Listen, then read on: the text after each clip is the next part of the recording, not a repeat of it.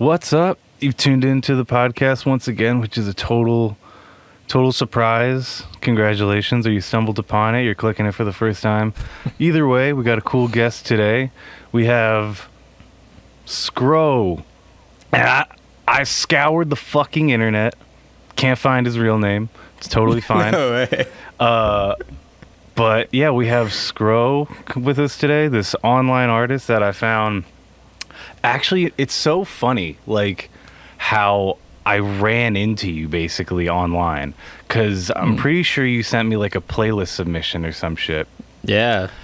But I've seen you on TikTok, and like I didn't even put it together until I like went to your profile. And so like sick. That was super fucking cool, because like I was super into the track, and I was just like, yo, like, this is fucking insane. What the hell? Like, because believe me, playlist submissions are rough. Yeah, I can imagine. But that was just like over the fucking top. I think it was like Metamorphine. Okay, yeah. Or some. It was one of those newer Johns, because I checked out the EP too, which is very cool. Thank you. We're gonna talk about that in a minute too.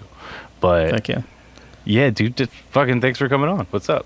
Yeah, dude, thank you so much for having me. My real name's Nick, by the way. I'm surprised. I don't like keep it hidden, but I guess I don't very often shout it out. Dude, I always introduce myself as Nick, like at parties and stuff, but it's pretty you're pretty faceless out there. It's just Scro everywhere. I mean, like, that's short enough to just be like, that's his name. You know? Yeah. No, I mean, like, people call me that for sure when I'm out. Like, that's my name for all intents and purposes. But it's not like my girlfriend calls me that, or like my really close friends call me that. Well, thank God your girlfriend doesn't call you that. Yeah, that would be weird. I mean, like, we all have that little fantasy of like waiting for a light to change, and someone's like, "Are you fucking Lo-Fi Beats Man 212 or whatever?" Yeah. It's like, oh, I am Lo-Fi Beats. You know, like, just that one moment of like that recognition. Yes, recognition. Like, I'm the cool guy in this situation right now. I'm just super always intrigued by like what I call like our superhero names. Like, if you're like at like a gig with like 5 solo acts, and it's like, yo, like, that's fucking Vivi Vulture right there, or whatever the fuck, you know? Like, I love that with all my heart. So I think like Scro's the perfect, like, oh shit, Scro's here, you know? Yeah, I mean, that's what it ends up being. It's also like, yeah, it's kind of funny when you're at a show and you're like introducing your homies. You're like, do you want me to call you Jacob, or do you want me to call you, you know, Marshmallow, you know, whatever. Like, I wonder if Marshmallow's like, what's up, I'm Marshmallow. Or if he's like, I'm Johnny, or whatever his name is.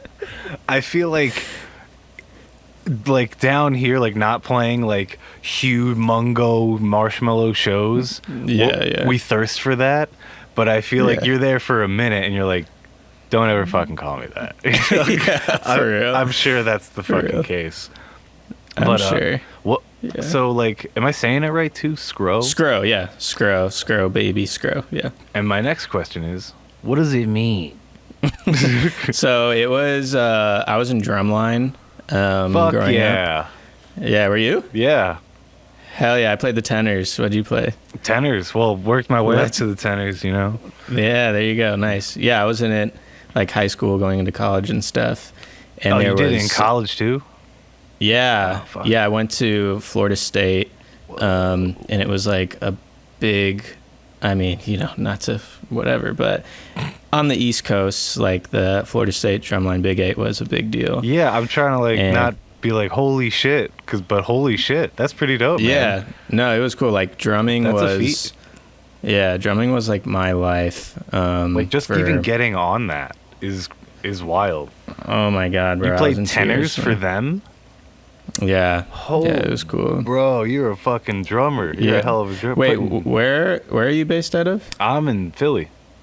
Okay. By the way, I don't even know your real name, because I couldn't find it either. Oh fuck, my name's Paul. Paul. Yeah. Now, is that your superhero name, or? No, man. That's the lamest. Honestly, I say my name sounds like a sandwich. It's Paul Marchesani. A sandwich. Like, yeah, let me get the Paul Mark on rye.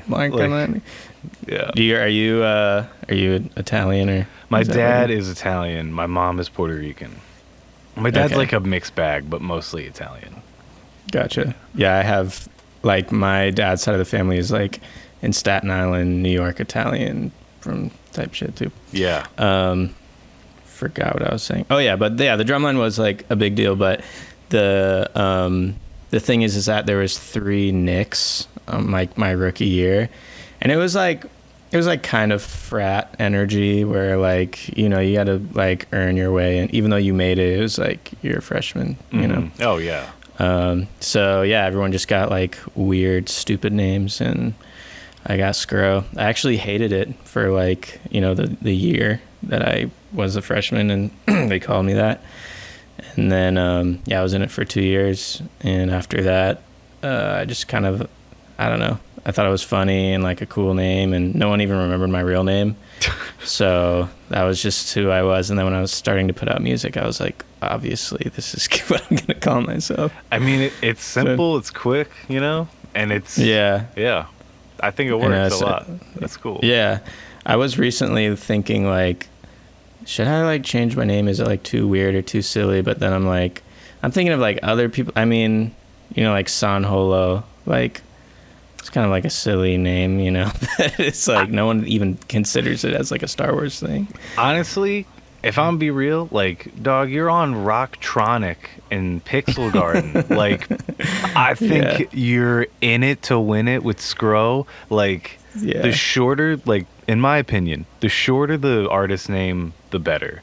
And, like, the more, like, readable. Like, I really think Baths is one of the best names. It's just, like... That's a cool name. It's hard because it's kind of gets lost with the THS. Yeah. But it's short, and it's like, I've never heard of that name, and now I'm never going to forget it. You just said that. It's just like the sweetest little, like, I love one syllable or like 2 syllable, like, 1-word things. And I feel like, you hit the money with that. Like, you do like a washed outside project that's 2 words or some shit. Like, there you go. I do have, like, I have a side Spotify that's just my name, Nick Berger. And it's like, I put like my TikTok music, you know, whatever that means, TikTok sounds and stuff up there. And that's a really good idea. Does that because like work? Do people play those? Yeah, I mean, it takes me a while to get them up because, like, I post videos so often, and like to do the whole distribution process, I end up doing like albums. So then by the time they're up, it's like the hype is gone for that one song. But yeah, I mean, it's cool. People like it. I mean, it's just like a fun little, okay. Yeah. Yeah, so you do post a lot. You say you post every day? No, more like every other day now. Well, on TikTok, I'm posting like multiple times a day, but I'm like shit posting at this point. On Instagram, it's like way more curated and like more artistic, I like to say. What would you like consider a shit post on TikTok? Because to me, it's all pulling teeth. It's all fucking pulling teeth. Dude, well, so I actually just made a second TikTok account called Scro Daddy. And just like starting out from nothing. And because I'm seeing all these just different kinds of content working well for other people, and I'm not wanting to like fuck with the algorithm that I mean, God, this is already going to open up such like a huge like can of worms. Anyways, I'm just like trying things out on the second account. And so one of those things is, I'll try to show it to you on the screen, but it's a picture of Dr. Phil, and it says, "No way this kid's about to scream for that long." And then the next picture is, "Hey, yo." And then the next picture is him, I don't know. Okay. What seems to be climaxing. I totally forgot you could post pictures. Dude, I mean, it's like, it's so weird, but that's like the vibe right now. It's like these stupid little shit posts. And that video is doing way better than any of my like main account videos. And my new account has like 200 followers. That's crazy. So yeah, I'm like shit posting on there like multiple times a day. And then on my main account, I have like, from the song I just released, I'm doing like behind the scenes stuff or just like my normal guitar like videos, which I don't know. I don't think they're doing well anymore, but at the same time, like, I like doing it, so I don't really care. Just They let me were roast like it. super fucking viral at one point, right? Like they were crazy. Yeah, man. Like Yeah, they still, like, on Instagram, they still are pretty good, but the vibe on TikTok is just different now. The algorithm changed sometime like November last year, and I noticed that, like, not I noticed, I was talking with a bunch of other musicians, and we were all just like, yeah, everything kind of imploded in on us. Like, what we built up and, like, the type of content we were doing just wasn't working. It's all, like, what I call Snapchat energy now. Where it's like, when you start, like, editing and, like, adding too much text, it's like, I don't need any of that. I just want to see a stupid video and scroll past, you know? dude, that's so fucking right. Like it's so upsetting when like I put together something and the max I'll get is like, oh wow, 1,000 views and like the 30 interactions or some shit. But like to me that's like, yo, all right, that did That's okay. sick, dude. That's sick. Like, you know, if you're starting, yeah. But like that's like that'll be like a fucking picture post and me like being like, oh, remember jam packs, and like posting like a vaporwave song of mine or something. And that'll be like, all right, cool, like that got some views and shit. But then like I post like a well done, like, hey, here's like a review of like everything I've done this year, some shit like that. And it took me like a day or two to make, and it's like, and it makes I feel sense. like, Yeah, the more you try, the more it flops. Yeah, it's like it's almost like that. Those types of videos are really cool. Maybe more for like YouTube, you know. Like, and they do way better on YouTube. So like, dude, I cross post everywhere, and it's just hell yeah. I'm still trying to figure out what works where. Like definitely being in the shot is everything. Like if you're just posting like a video of like visuals, bye. But like, you have to be there. Like, even if you're just like standing in front of your visuals, like that's a million times better. Like, I'm still trying to break that shell and like be more, hey, I'm here. But I don't want to do that at the same time. I feel that, man. I feel that, like, you don't want to do like influencer stuff because then, first of all, it's uncomfortable. Yeah. And it's like, I don't want to be seen as that, you know? Or I just don't want to be seen. It's like, why don't you just want to listen to my music, man? Yeah. Like I started this wanting to be like Boards of Canada. It's like, who's like the most faceless fucking thing in the world. And it's like, good luck. Like good fucking luck doing that.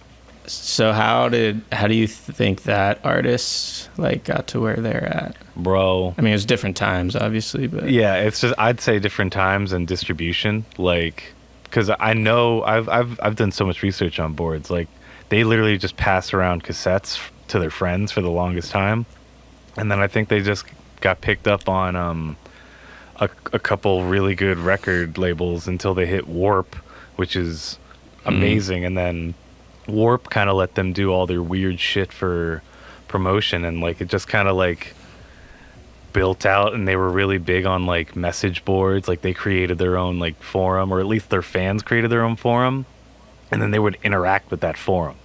Like, oh, if you want to look up the craziest album tease story in the world, it's how they teased their last record, Tomorrow's Harvest.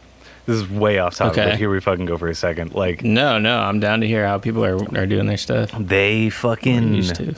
So like they had like a 10-year or so hiatus, like an 8-year hiatus of like nothing, maybe like a single or so, and then out of nowhere, they dropped these vinyls in random record stores across a couple countries. And this was on Record Store Day, and it was titled Boards of Canada 2013. And there was nothing, there was no like announcement of a new album. They just dropped it. And the people were like, holy fucking shit. And they would take it home, and it would be a message. It would be like a synth tone, and then be like 1, 2, 4, 8, and then like what? And then like one other and like a little message like that, and then wrap it up, and that's the entire vinyl. And then you would have to like piece together, I think it was like 8 more codes to get the date of their next record release, and like the amount of shit you'd had to do to find these codes. It's mind melting. Like you'd have to like change the like hue and resolution in a picture on the forum. They changed like the banner on the forum that had a code in it or like a link to a video in the binary, and then the video was like an unlisted video on YouTube. You had to type in the fucking thing, and that gave you another code, or play two random SoundCloud files at the same time, and it gives you a code, because you had like a circuit board map, because it was like, it told you like, did anyone figure it out, or like? Yeah, like all the fans figured it out before the record came out. And it was like, I think that's the craziest fucking way to, like, there's a whole explanation video on YouTube about it. It's mind melting. Yeah. But like, back to being a TikTok star. Fuck that shit. Yeah, like, that's cool. I think either you'd have to be like a huge artist to do that, or it just like wouldn't be like, it'd be fun to do it yourself and be like, tell your friends, but unfortunately if my friend did that, I'd be like, maybe like just don't do that right now.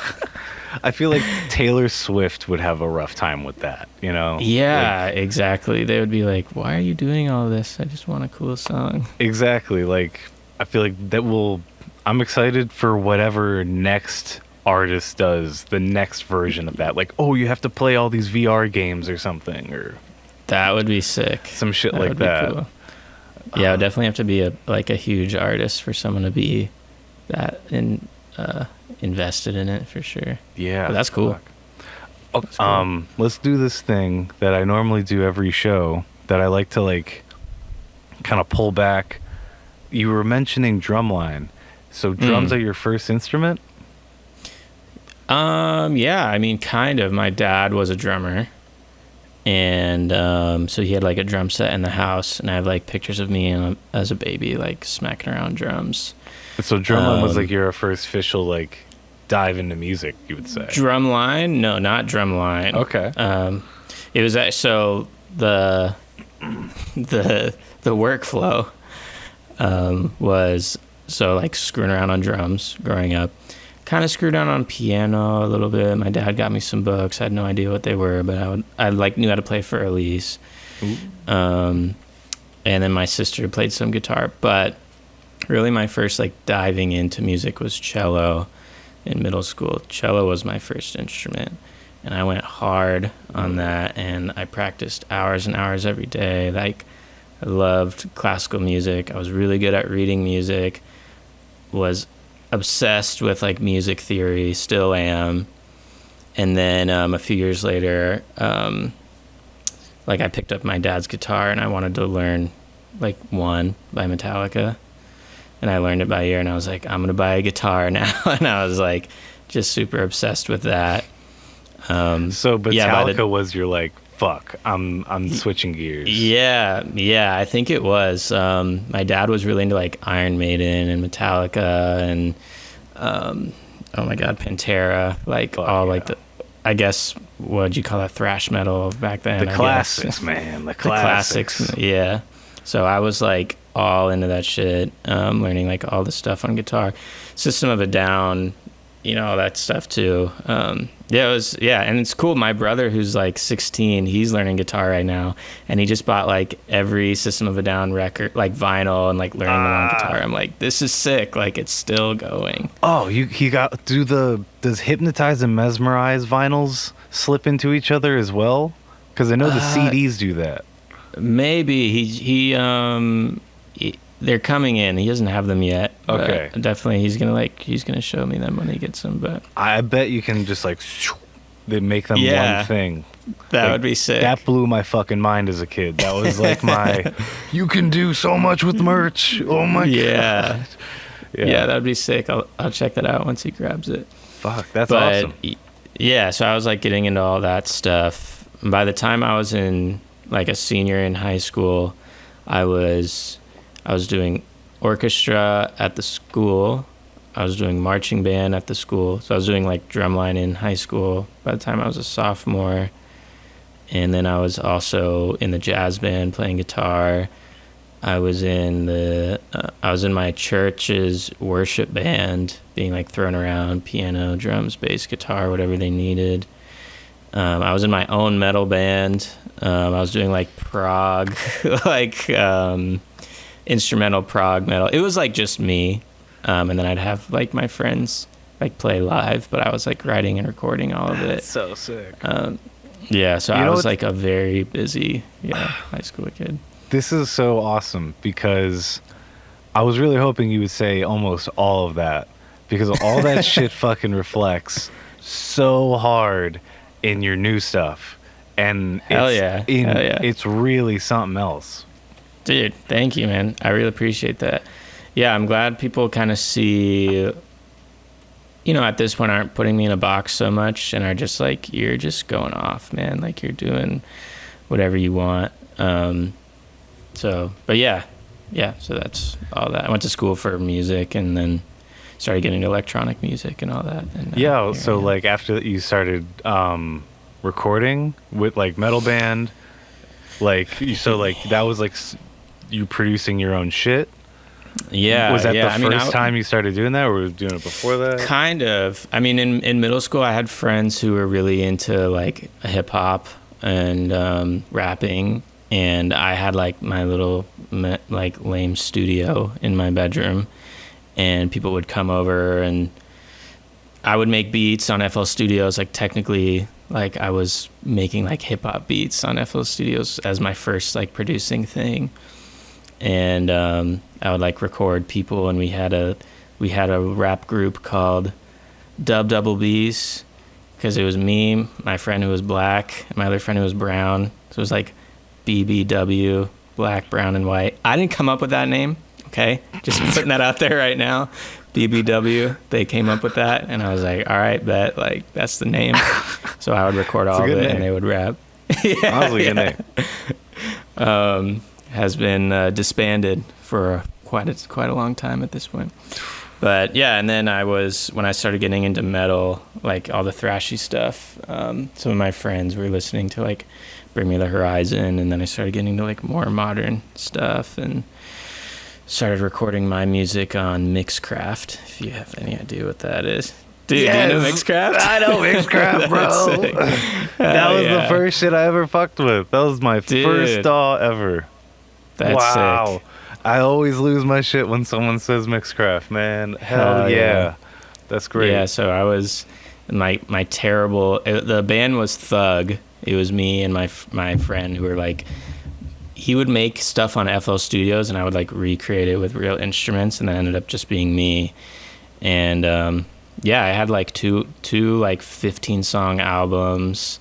It was like my life was like this extremely inaccessible prog metal band. I was like, I'm gonna go on tour, this is gonna be my life, like this is it. And in high school I was like, this needs to be like what I end up doing. And it like ultimately didn't end up working out because it was so difficult to find people who could like learn like a 6-minute prog song, and let alone like a 30-minute like set on drums or bass. Like, you know what I'm saying? Like obviously I needed to be paying people to do that, but I was in college, I was in high school, like I just didn't have the means. I would need to find someone who's just as passionate about me, which of course. And you were based in Florida for all this too? Yeah. So in high school I was like born and raised in Tampa, and then I went to school in Tallahassee.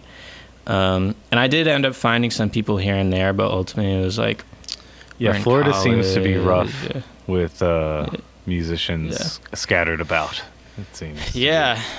I mean the scene is pretty, like a lot of like metal like is really heavy in like the Tampa scene especially. Fuck yeah, they play metal on the radio. Like, yeah, dude, it's crazy. Let me tell you how whack Philly radio is. Like, you know that Red Jumpsuit Apparatus song? Like, do you feel like a man? Yeah. That's you know, like the breakdown where it's like,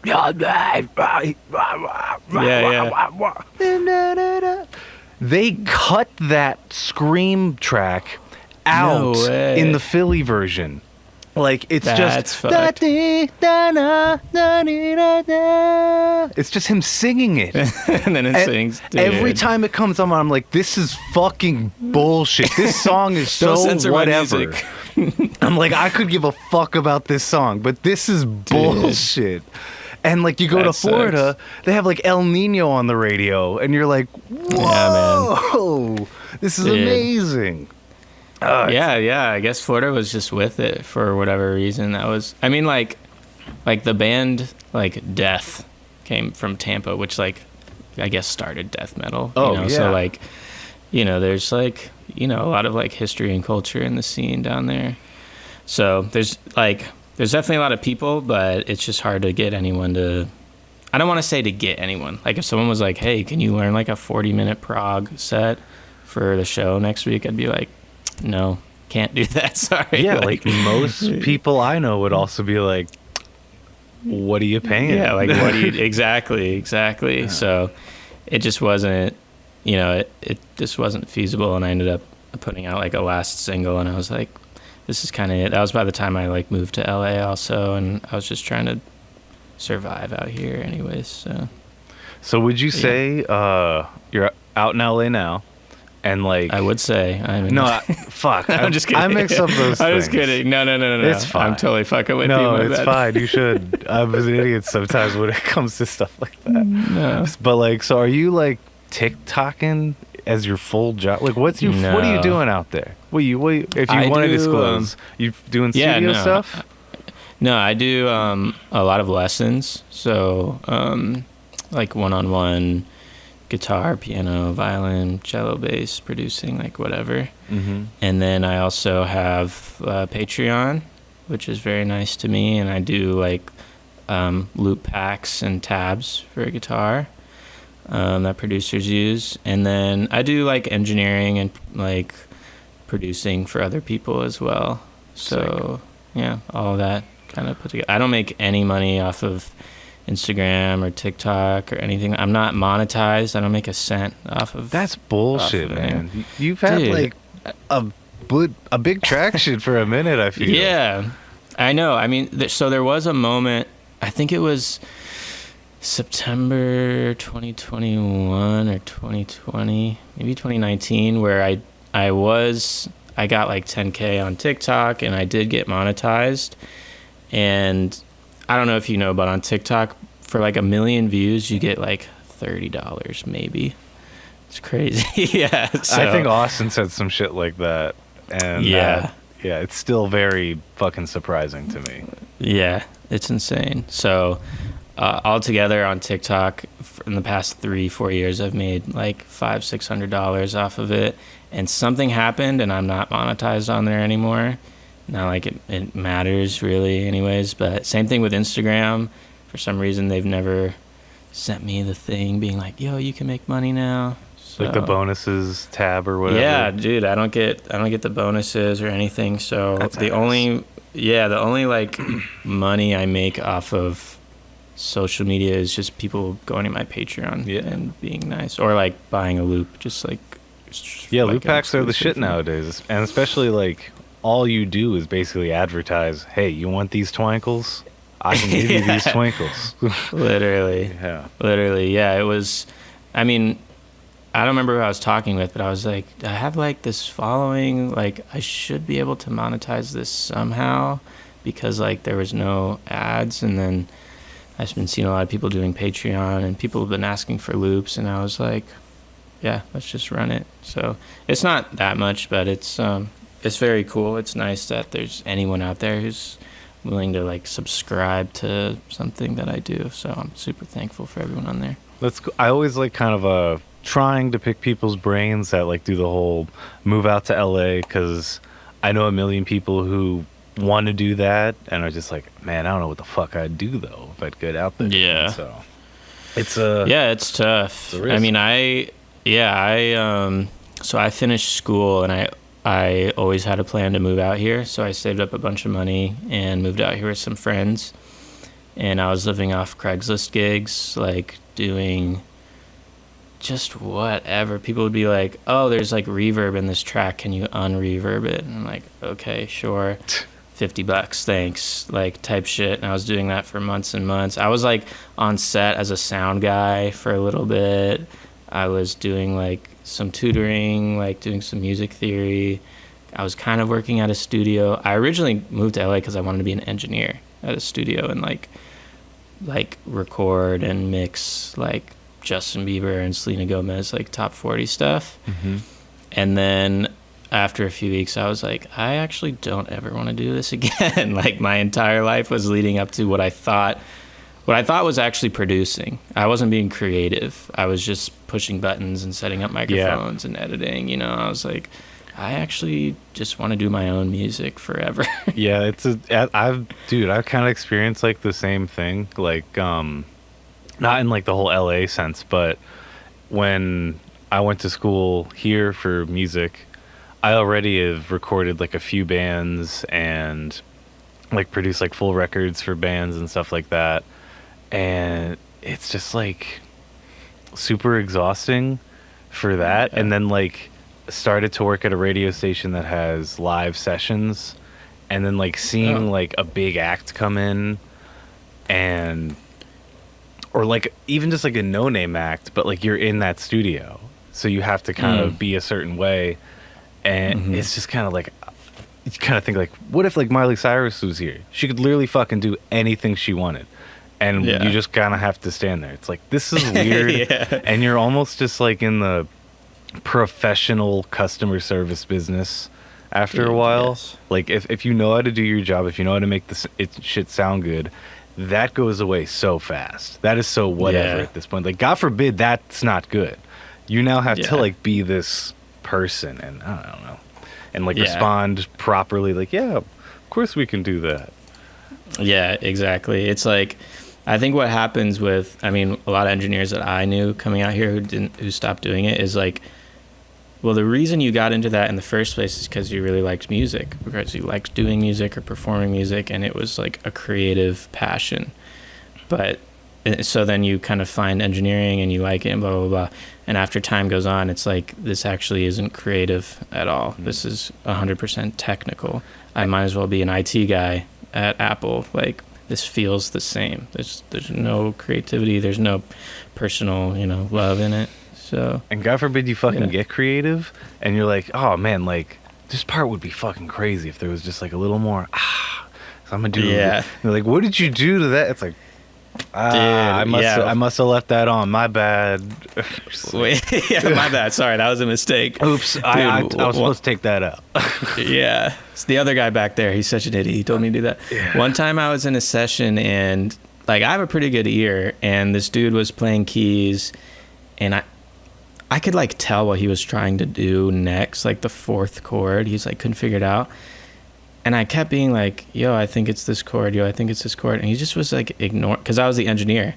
He just like kept ignoring me. And I was like, all right, like, whatever. Like, I guess that's who I am. I'm just like the button pusher. Like, I'm talented too. Like, I know I'm in this position, but maybe try it out. I don't know. I mean, I'm in such a place anymore where I'm just like, yo, hopefully you can't figure this shit out for another 2 hours. Like, yeah, sick. Yeah, exactly. Like, I feel that. It's like whatever at that point. Yeah, me and my friend Adam out here, goes by Bygone. I don't know if you know him, but he's like really into music theory and stuff too. And we were talking about like when we're producing and doing sessions, being like, you can't be a dick about like, this isn't E Dorian. There's a C sharp in here. Like, what's wrong with you? You keep trying to hit a C natural. It doesn't work. Like, you can't be like that when that's not your role. But then it's like, you're just sitting there like, why am I here? Why am I doing this? Like, I should be there. It's like, yeah. But you gotta look at it at that point of like, you're almost like a product. It's just like, or an experience. Yeah, I feel like you're an experience that they can take home with them. Like, yeah, they could have just done this at home, but it wouldn't be the experience of having someone wait, hand, and chord every single fucking second. But that's true. That's true. So I feel I'm on both sides but I've really learned to swallow that part a bit. Like, fuck, man. Yeah. That's just annoying. Or especially when, like, the singer is, like, they have, like, one line that's terrible, and you're just like, Oh, dude. no. Maybe. Like, what do I say right now? Like, not even, like, lyrical content. Just, like, it's so just, like, out of place and corny, and you're just like, man, I would You're like, listen dang. to this. And how can you tell them, like, man, you can't hit high notes. Like, that's the worst one. Yeah. Yeah, if you're not in that position, it's like you just chill and just kind of are there. The funnest thing is, like, what it is. sending something out, and you're just like, God damn it, I hate that fucking thing. And then they're like, I love it, thanks so much. And you're like, oh, my God. You don't put my name in the credits, by the way. Oh, my God, yeah. People have, like, tried to... That's funny. My one friend tried to put me in his song because he's like, I need some, like, random voices in the background saying the album name or whatever. And I did, like, some hick-ass voice. I'm like, well, I don't know about that. He's like, oh, That's funny. So you want me to credit Kiko Cade or, like, your name? It's Yeah. like, I'm not on that, bro. Like, Don't what are you put, that's not me. What are you talking That's about? not canon to my music. Yeah, that's... We gotta have, like, someone do, like, some hacker shit to figure out that's me, all right? No way I'm Yeah. putting that out. Don't even tag me, bro. Don't even freaking tag me, how dare you. All right, let's get to the meat and potatoes. What the fuck is up with your music, bro? Like, your shit is... Dude. Your shit is, like, so... It feels like I could read it like a book.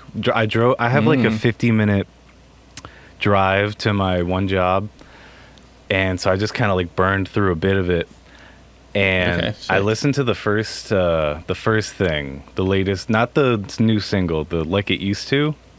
Fire. Wow, that's really wow. How? Thank you, man. How much?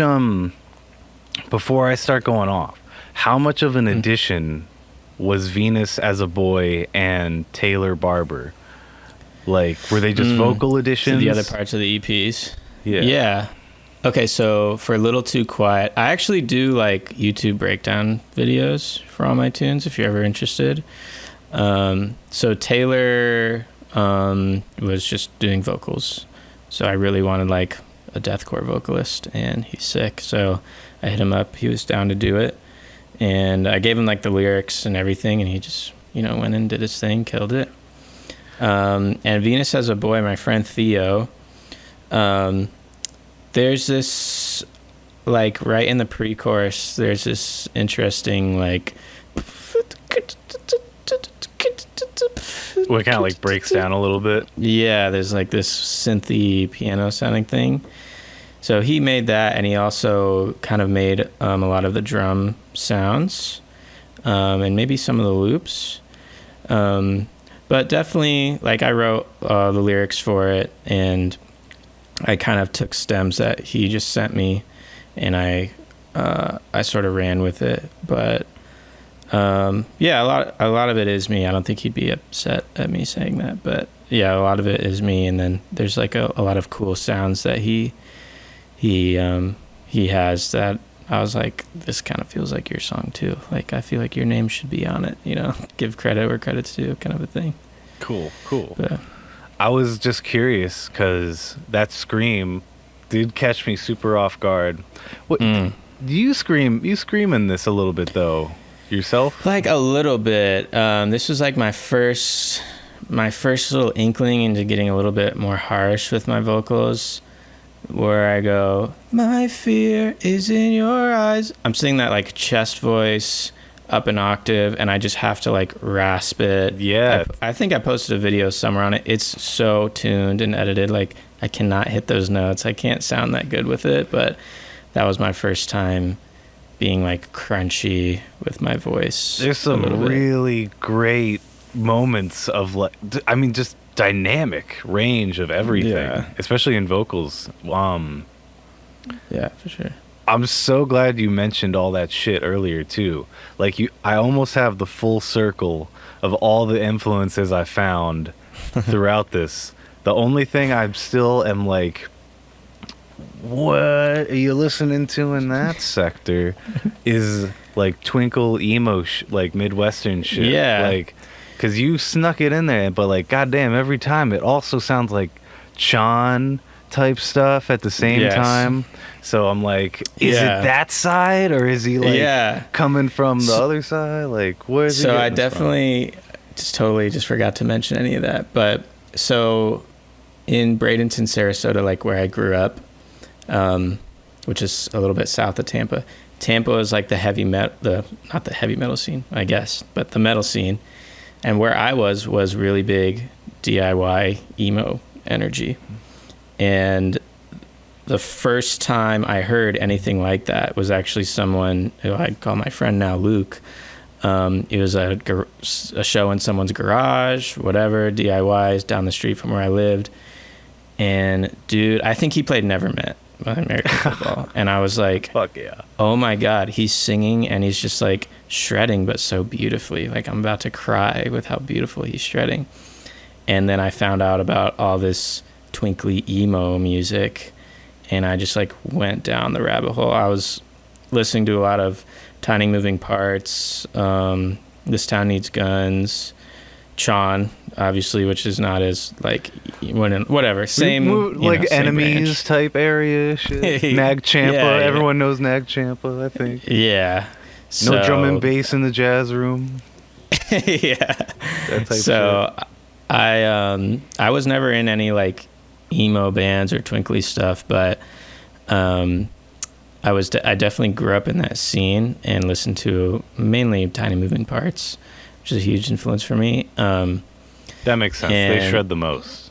Yeah, definitely. And Sean and like Polyphia, of course. Oh like, yeah, now we're going way over there. Yeah. But I was into Polyphia starting with their metal stuff. They had an EP called Inspire, and I have a song called from my metal band Napoleon that it's called Bonaparte. Wrong name. It's called Bonaparte. It's just like a direct ripoff of early Polyphia.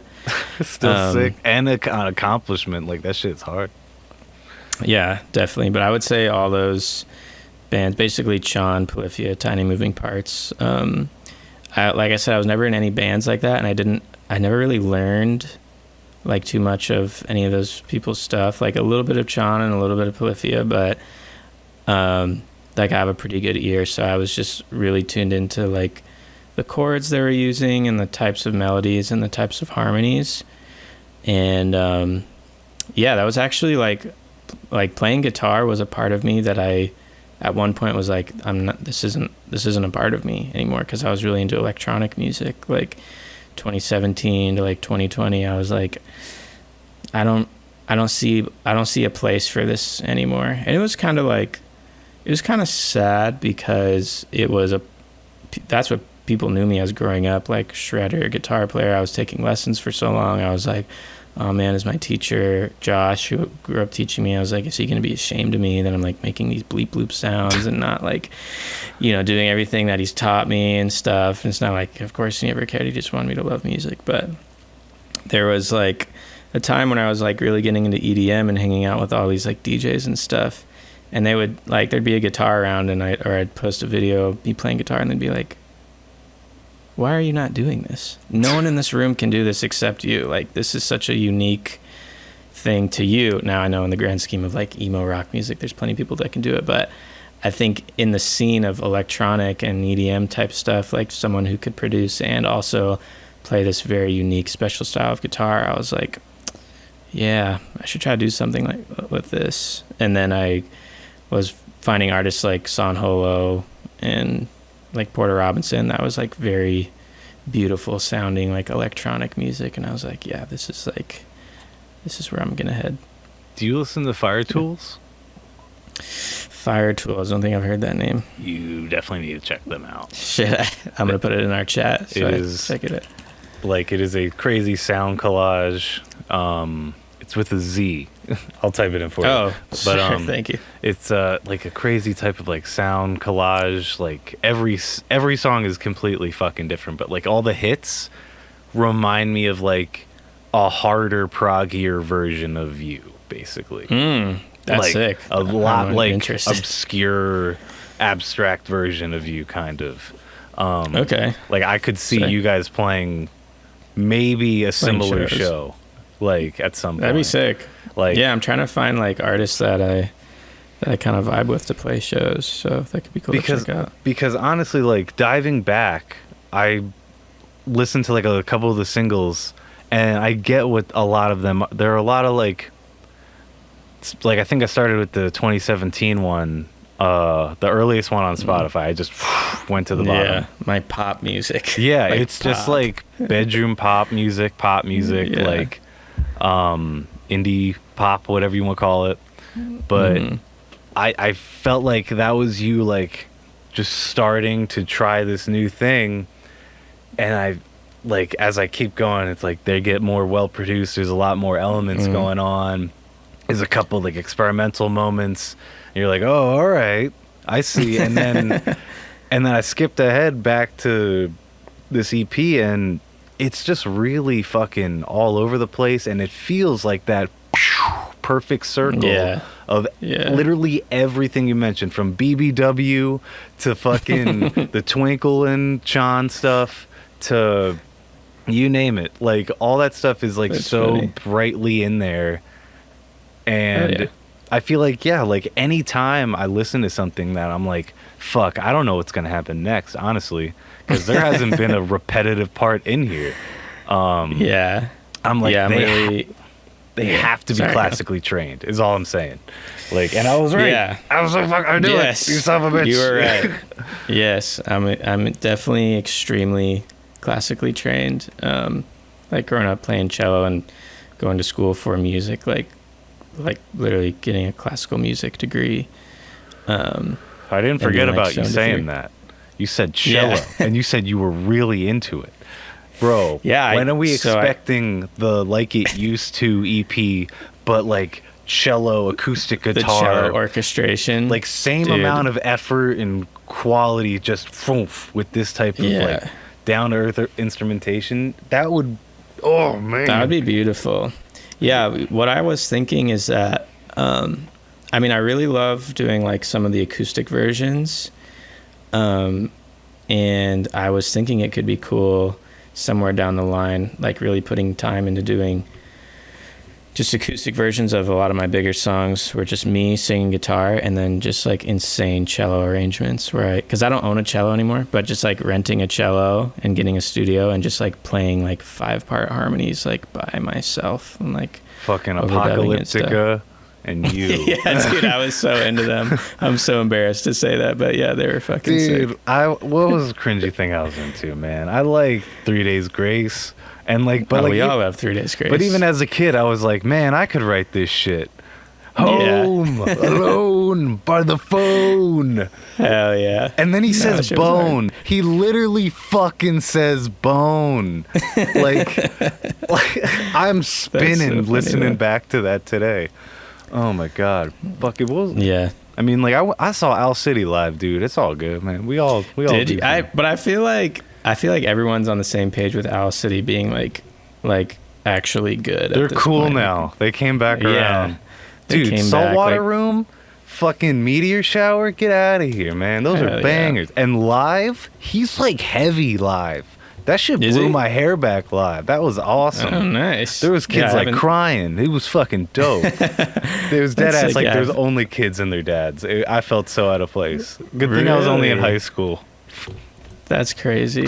Yeah, I've never seen him live, but people sometimes say that my music kind of sounds like him, which I was like obsessed with Fireflies growing up. I covered it, I like reproduced it and everything, so I could see why I would get some influence from if that. Adam from Owl City got a really bad breakup and tripped acid, it would be your shit. It would be Scro. Yeah, and also learn how to play guitar for some reason. That's gotta be your tagline. It's just like a whole paragraph.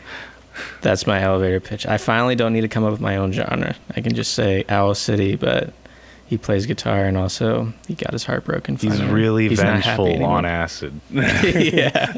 Vengeful might be a good one.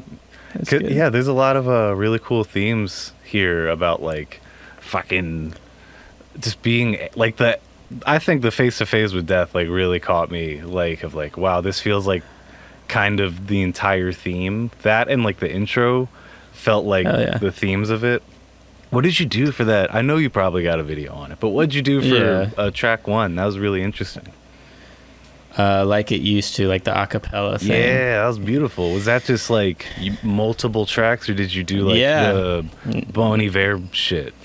No, that was like multiple tracks of me singing. So kind of like the reason I did that, for not, you didn't ask for the reason, you asked how, but I'm gonna tell you the reason first. Give me all. I of never it. really mentioned. So my first like thing on TikTok that started going off was I was doing these acapella videos in a way that, I mean, maybe people listening to this will remember, but this was so long ago. So imagine you're doing like a loop, like I'm so lame that I'm about to describe this funny video right now, but I'm gonna do my best. So like if you're like looping yourself and you screw up in the loop, the screw up is still in the loop, right? And then you end up like screwing up even more, and like these loops just keep going on top of each other, and it's like, it's funny, haha, lol. Yeah. So I would do these videos, and it was funny, everyone liked it, and then we were like, it seems like you could actually sing, like why don't you actually try and do this? And then I was doing like high effort, advanced, like jazz level harmony, like arrangements of like, I think like I saw that like, where you like built a chord or some shit. Yeah. I was doing these like really, they're on my side Spotify page, but I was doing what I would feel is like very high art, high effort, like very much like Nick going hard as fuck on Theory, basically just like flexing. And people would like listen to my music and they'd be like, where's all the cool vocal stuff? Where's all the acapella stuff? And I was like, yeah, like let me actually do some of that in my music. So I was listening to some of Eden. I don't know if you know him. And he does sort of these like a cappella sort of choir stacked, a little bit of break-ins too. And what kind of style is Eden? That sounds really, really familiar. It's like sad boy, indie, like a little bit of elements of like experimental, like electronic stuff. Are they like newer? He does. No, I mean, I kind of found out about him maybe 2 years ago, as well as Break-Ins 2 years ago, and they kind of have like a similar vocal style. Yeah, check him out. It wasn't necessarily something I was really into, but I did like that he was doing these like cool vocal harmony stuff, and I was like always into barbershop quartets growing up. I used to like in middle school like arrange barbershop quartet arrangements for like pop songs. Like That's I just awesome. love doing that. So I was like, yeah, fuck it, I'm gonna do like a cool little acapella thing. So yeah, I just like would stack my voice, and then I'd bounce it, and I'd resample it and chop it, and add all these other glitchy things. Then I'd do the next line, whatever, bounce it, chop it, resample it, add some 808s, some jungle stuff, hit a fat drop real quick, you know. Nice. Yeah. I try to do like a similar thing, but like you do it like really clean with like the pronunciation, everything super on top of each other.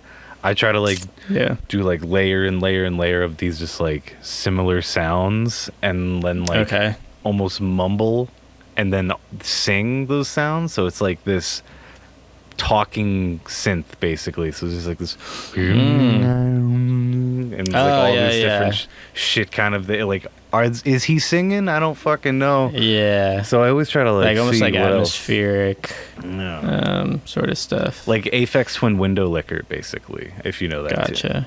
But like I don't know that tune, but I know. Really, the vibes. That song. That's the vibe. Should I get this one down? That's a write that one down, because that's such a. There's literally no other song like that. That's why I started my project Tauplex, because I'm like I scoured the fucking internet. There's no one that does like vocal IDM groove down tempo shit, and it's vocal IDM is a nice. Yeah, word. like that Window Liquor song, beautiful. Damn, coolest thing. I have to check that out. I mean, like Jacob Collier too. Like that was like probably that like, guy. You know that guy. That was like I was trying to do like Jacob Collier level arrangements. That's like that's like the vibe that I was on, and that's the kind of like inspired me to the hell of an beginning intro. of the EP too. It's a hell of an intro. What's that? Bro. It's a hell of an intro. Yeah, hell of an intro. Thank you, man. I was like, you know, the intro's got to be kind of epic and a little bit inaccessible, I feel like, for any good EP and any album. So definitely. Like, be really cool shit. What do you have cooking? So like, man, you got the Is This What You Wanted just dropped. Oh fuck. Yes, so this today. is the emo thing, right? Yeah. And it's like really, fuck, I should have checked this out. God damn it. No. I'm gonna check it out right afterwards. And you're doing a really cool music video for that, right? Yeah, man. So yeah, the video and the song dropped today, and the song's called "Is This What You Wanted," and it's actually like because of there was a time when I was doing all these like twinkly Midwest emo type guitar videos. Mm-hmm. And one specifically that did really well was me playing with like an Adventure Time video, and people would be like, oh, I love this, but the actual song that it's from, this was my effort in like promoting a song of mine, which was using the guitar part in a viral video, and it kind of worked. But a lot of people would be like, I listened to the song and it's not actual rock music. It's like, you know, kind of EDM-y, drum and bass, whatever, experimental stuff. And most people would be like, I like it, but I wish I would have heard this and whatever. I'm like, okay. There was someone who was just straight up like, yo, what you're doing is terrible. You are doing a disservice to yourself and the rest of rock music by not making actual Midwest emo, but not in like a nice way, being like, you're basically saying like I'm an idiot for not just like, first of all, not doing whatever the fuck I want to do. I mean, like, that could have been nice. Fuck. Like, I know, like, I get what I understand the sentiment. Yeah, like, I understand the sentiment. it. Like, because you could write a dope fucking Midwest EP, and yeah, but God forbid you do what you fucking want to do. You know, Jesus for Christ. real. And write like, some really unique shit while you do it at the same time. Like, exactly. No one sounds like you, bro. So like, fuck yeah, thank you. Hats off, thank you. But yeah, my gut reaction was like, these bands already exist. Like, Tiny Moving Parts already exists. Dance Gavin Dance already exists. John already exists. American Football already exists. And these are bands that I love and cherish with my life and play a huge part in my upbringing as a musician. But they've already done it, you know, like me making a Midwest emo song, I don't feel like is creating something new and really like adding to the culture of music or whatever, you know, like I'm just like copying what someone else does. Plus, not for nothing, like as someone who's written that stuff and is still writing that stuff, it's supposed to be the most fun bullshit ever. Like that. Yeah, it's like fun, you know. It's the most. I've written every genre. I think that's the most fun shit to write. And like, if you're not enjoying it, fuck off. Then don't do yeah, it. Exactly. It's like, God damn it. Oh, so yeah, I was usually comments don't get to me, but this dude was like super specific in what he was saying, and just saying that I shouldn't be doing what I'm doing is you know, it's hurtful. So I was like, fuck it, I'm gonna do this. And the only idea I had in my head was me playing a little riff and then just screaming at the top of my lungs saying, is this what you wanted? And then the rest of the song goes on to sing about like, I'm done with your games, I won't ever change, being like, actually, fuck you, like I'm gonna keep doing me, I'm gonna keep doing whatever makes me happy. And you'll hear like in the song there's all this like, you know, experimental sort of electronic stuff. It's definitely like more pop realm, and of course as a whole it is rock, but it's like, it's my way of giving them what they want and also being like, actually, I'm just taking back what I wanted to do the whole time. I was kind of getting that by the honestly, I kind of put that together just by like viewing your Instagram, like, and looking at the music video kind of gave me that idea better, because it was like all these just like faceless motherfuckers watching you, and then you're just like, and I'm listening to your actual music, and it's like this crazy fucking pop music, And then Yeah. I would come over and like you're doing these emo twinkle videos, and then you're putting out a song titled "Is This What You Wanted?" And you're going like, Yeah. "Fuck!" Yeah, It's exactly. It's great. So you got it. You got it. It's great, and it's so readable. I think this is a fantastic fuck you. I think it's an elegant, lovely, and if like you describing it, I'm excited. I hope it is like rock as fuck and then becomes you as fuck. Like, yeah, I mean, there's moments of where like I feel like the verses are like breakbeaty, like experimental, glitchy, sounding like very much Scro, but the choruses are like rock vibes, and there's like a heavy ass guitar solo in it, which I'm stoked with also. Oh, sick! I'm so excited to check this shit out. And the video dropped today too. Yeah, the video dropped today too. That was a fun one. This was like my first like proper budget music video. I mean, it's all myself. It was just It looks well done from the previews, man. Yeah, thank you. It was something that this guy, I feel weird calling him this guy, but he's my friend at this point. But at the time, he was a guy. My new friend hit me up. My new homie, he hit me up and he was like, "Hey, I do video stuff. I really like your work. Let's like figure out some stuff together."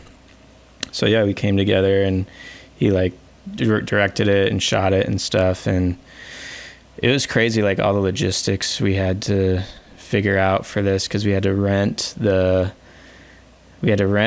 warehouse, had to rent all the gear. For the masks, I got my friend Noelle, who's like really into just art and like DIY stuff. She made all of these masks, and she also helped design the whole set and like have all the sunflowers everywhere. And then I had to rent these chairs for everyone to sit on, and I wanted to feed them, so I got them, like I had to figure out the logistics of food and how to like get it there, and then timing all of that. It was a crazy day, and I'm like super thankful that everyone was like down to come together and help me like just like selfishly do something for myself. I was talking to one of the extras, and he was like, "How are you feeling about all this?" And I was like, "I don't know, I feel kind of selfish. There's like 20 people here that are just like working for me to make a music video. Like it feels kind of lame." And he's like, "Nah, man, like we all like enjoy being here, and we're glad like we get to be a part of like the whole thing. Like we're stoked. Like we're glad to be."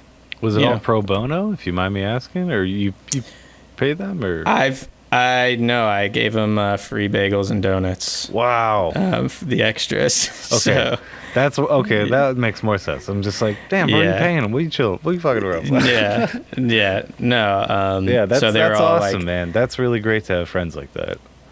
Yeah, I just like posted on my Instagram story being like, who wants to come be in a video, and they had to be there at like 8 a.m. and I was like, oh my god, I feel so bad. Like I wish I could pay them. Like I wish I had the budget to do that, but the entire video ended up being 3-4 times more than I thought it was gonna be. And I was like, yeah, that's how it is, man. I was like, if you guys are cool, I can't pay you, I can give you food, and you could say you're in part of this video. Obviously you have to be here at 8 a.m. If you don't want to be here, it's totally okay. Just let me know. I was just like trying to be as open about it. Yeah, like I'm sorry, the situation is not the best, but if you guys can help, like come do it. And like there's like I think 15 to 20 people came through, and they're like, we're stoked to be here. And I'm like, this is amazing. I love all of you so much. That's awesome, man. Well, so, I'm glad that worked out for you, man. That's super fun. Yeah. You got lucky as hell with that shit. That's great. I literally got lucky. There's no other way to say it than I just got really lucky. Do you have anything in the works? You got a full album coming? Because was that your first EP or like your second EP? Yeah, so Like It Used To was my first EP. Yes. And that came out a few months ago. And that was like basically all the singles were like released beforehand. Yeah, that's what tripped me up, because Metamorphine is listed as an EP, and I'm like, I could have sworn that was a single song. Yeah, it was like, yeah, you did the batch thing. Yeah. Yeah, the what's it called, the waterfall thing. Yeah. How does that work good for you? would you say? That was my first time doing it, and it was kind of like, it wasn't really with a label. A label did help me get through a tabula rasa. Very thankful that they're able to help me.